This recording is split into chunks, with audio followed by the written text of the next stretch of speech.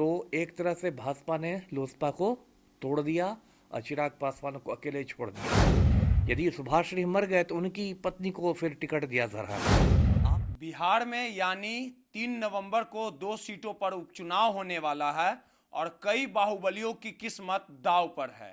मोकामा की बात कर ली जाए तो मोकामा में अनंत सिंह और ललन सिंह आमने सामने होंगे। वहीं गोपालगंज जो दूसरी सीट है वहां पे भी काफी दिलचस्प मुकाबला है, क्योंकि गोपालगंज की बात कर गोपालगंज में कहीं ना कहीं साधु यादव की भी किस्मत दांव पे है और साधु यादव के सामने उनका जो भगना है तेजस्वी यादव के जो राजद के जो उम्मीदवार हैं वो भी साधु यादव को लगातार टक्कर दे रहे हैं। बीजेपी लगातार दम लगाए हुए इन तमाम मुद्दों पे बात करेंगे। हमारे साथ पूर्व आईपीएस अमिताभ दास जी हैं, उनसे बात करेंगे और समझने की कोशिश करेंगे कि मोकामा और गोपालगंज में जो चुनाव होने वाला उसको लेके महागठबंधन और बीजेपी के तमाम जो एनडीए के तमाम जो बड़े लीडर थे लगातार कैंप कर रहे थे। लगातार ये दावा किया जा रहा है कि उनके उम्मीदवार चुनाव जीतेंगे, लेकिन चिराग पासवान की एंट्री के बाद ये कहीं ना कहीं कयास लगाया जा रहा है कि महागठबंधन काफी घबरा गया है। नीतीश कुमार परेशान है, बेचैन है और नीतीश कुमार और चिराग पासवान में जिस प्रकार से लगातार आरोप प्रत्यारोप लगाया जा रहा है, दोनों विधानसभा में जो सीटों पर चुनाव होने वाला है उसको लेके समझेंगे कि चिराग पासवान की एंट्री के बाद क्या महागठबंधन का खेल बिगड़ गया है या चिराग पासवान की एंट्री मारने के बाद कोई भी कुछ दिक्कत नहीं हो पाएगा महागठबंधन को। तमाम चीजें समझेंगे और यह भी समझने की कोशिश करेंगे कि आखिरी समय में आखिर बीजेपी ने चिराग पासवान की एंट्री क्यों कराई। सर, 2 सीटों पर उपचुनाव होने वाला है, गोपालगंज मोकामा। मोकामा में अनंत सिंह है, ललन सिंह आमने सामने रहेंगे। अगर गोपालगंज की बात कर ली जाए तो गोपालगंज में साधु यादव सामने है, तेजस्वी यादव है, बीजेपी के तमाम जो लीडर हैं वो लगातार लगे हुए हैं। तो आपको क्या लगता है कि महागठबंधन के उम्मीदवार हो या जो बीजेपी के उम्मीदवार गोपालगंज में है, साधु यादव बसपा के टिकट से उनकी पत्नी चुनाव लड़ रही है, कौन किस पे भारी पड़ेगा? कल चुनाव है और चिराग पासवान की एंट्री आखिरी समय में बीजेपी ने जो करवाई, इसका आखिर मंशा क्या था, क्या वजह था? अब देखिए, इसमें कई बातें कहनी है। दोनों उपचुनाव पर जो मोकामा और गोपालगंज के उपचुनाव है, मोकामा उपचुनाव में तो आपने कहा ही कि 2 बाहुबलियों की टक्कर है, 2 खूंखार अपराधियों की बीवी आमने सामने खड़ी है। तो मैंने कई चैनलों पर कहा है, आपके चैनल पर भी कहा है कि ऐसी हालत में लोगों को नोटा बटन दबाना चाहिए। और गोपालगंज की जो बात है उसमें भी मैं कुछ बातें कहूँगा। देखिए, गोपालगंज से भाजपा विधायक हुआ करते थे सुभाष सिंह, जो बिहार सरकार में मंत्री भी थे, उनकी मृत्यु हो गई तो अब भाजपा ने उनकी पत्नी को वहाँ से खड़ा कर दिया। अब देखिए, भाजपाइयों का पाखंड देखिए, ये लोग परिवारवाद के खिलाफ बहुत ओजस्वी भाषण देते हैं। भाजपा वाले परिवारवाद के खिलाफ बहुत ओजस्वी भाषण आप सुनेंगे भाजपाइयों का, कांग्रेस के परिवारवाद। लेकिन आज जब खुद उनको मौका मिला है तो वे उसी परिवारवाद को बढ़ावा दे रहे हैं। यदि सुभाष मर गए तो उनकी पत्नी को फिर टिकट दिया जा रहा है।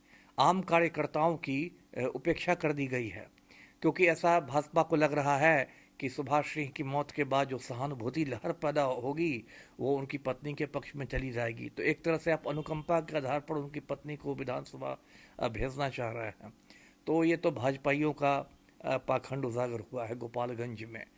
और जहाँ तक चिराग पासवान वाली बात है, उसमें भी देखिए भाजपाइयों का कितना बड़ा देखिए पाखंड है। रामविलास पासवान की मौत के बाद भाजपाइयों ने लोजपा को तोड़ दिया है ना। 5 सांसद लोजपा के हुआ करते थे, उसमें पशुपति कुमार पारस जो चिराग पासवान के चाचा हैं, उनके नेतृत्व में 4 सांसद अलग हो गए।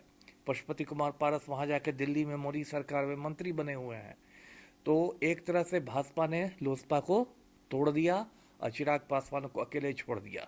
जबकि चिराग पासवान यही कहते थे कि मैं तो मोदी जी का हनुमान हूँ, हनुमान हूँ, हनुमान हूँ। लेकिन मोदी जी ने तो हनुमान की पूंछ में आग लगा दी।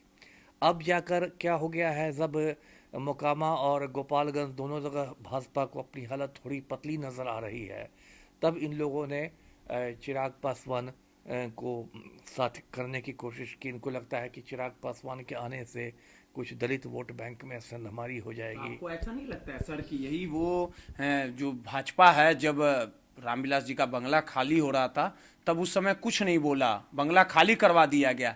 रामविलास जो पशुपति पारस है उनके पास 5-5 MP थे, चिराग पासवान अकेले हो गए। तो आपको नहीं लगता कि कद कहीं ना कहीं चिराग पासवान का ऊंचा था, इसी कारण उनको फिर बुलाया गया? अब कद तो चिराग पासवान पहले जो थे वो आज भी हैं, जमुई के सांसद पहले थे आज भी हैं। ये भाजपा एक तरह से नर्वस हो गई है ना, घबरा गई है भाजपा, और एक एक वोट के लिए अब वो तरस रही है। तो आपने सही कहा कि रामविलास पासवान का बंगला इतनी फुर्ती से खाली करवा दिया गया था, उस समय कोई कसर नहीं। हाँ, नीतीश को खुश करने के लिए।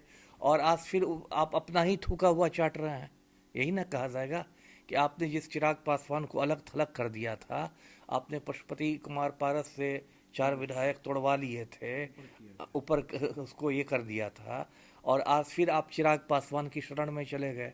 तो ये तो अपना थूका को चाटने वाली बात हुई। लेकिन भाजपाई लोग शर्म निरपेक्ष होते हैं, कुछ भी कर देंगे जी। तो इसी कारण फिर उनको बुला लिया। बिल्कुल बिल्कुल। क्या लगता है सर, गोपालगंज में कौन जीत रहा है? अब ऐसी भविष्यवाणी करना तो थोड़ा मुश्किल है। चिराग भी तो चले गए उनके पास, बीजेपी चले गए, इनको भी कहीं से खुजली हो रही होगी कि हो सकता है मुझे भी केंद्र में मंत्री बना दिया जाए, है ना। यहाँ तो देखिए, मतलब कहते हैं ना कि इस हमाम में सब नंगे हैं, वही वाली बात है। यहाँ तो जिस नेता को देखा जाए वही अवसरवादी है, वही मौका परस्त है। यदि चिराग पासवान में जरा भी स्वाभिमान होता तो उनको नहीं जाना चाहिए था।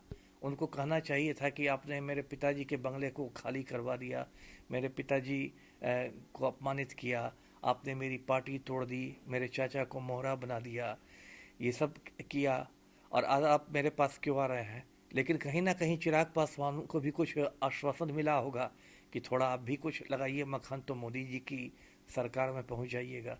तो सब तो यहाँ अवसरवाद है, अवसरवाद का नंगा ना छोड़ा मौका परस्ती का। देखिए, सीधे तौर पे गोपालगंज में दो सीटों पर चुनाव होने वाले हैं, और इसको लेकर लगातार चिराग पासवान की जो एंट्री बीजेपी ने करवाई है, मोकामा गोपालगंज दोनों जगह चिराग पासवान बीजेपी के उम्मीदवार के लिए वोट मांगने का काम किया। और शायद राजनीति यही है। आपको याद होगा कि किस प्रकार से बीजेपी के द्वारा लगातार चिराग पासवान को प्रताड़ित किया गया था, उनके पिताजी के बंगले को खाली करवाया गया था। तमाम तस्वीरें उस समय आपने देखने को कहीं ना कहीं मिली थी। लेकिन कहा जाता है कि राजनीति है, राजनीति में कोई किसी का दोस्त, कोई किसी का दुश्मन नहीं होता, सभी लोग अवसरवादी। और इसी तरह की तस्वीर शायद देखने को भी मिल रही है। कल दोनों सीटों पर उपचुनाव जो होने वाला है, वोटिंग होगा, कौन किसे परास्त करेगा, और चिराग पासवान जो एंट्री मारे, बीजेपी इसका कितना फायदा उठा पाएगा, ये तमाम चीजें 6 नवंबर को साफ हो जाएगा। रोहित, नटराज, पटना।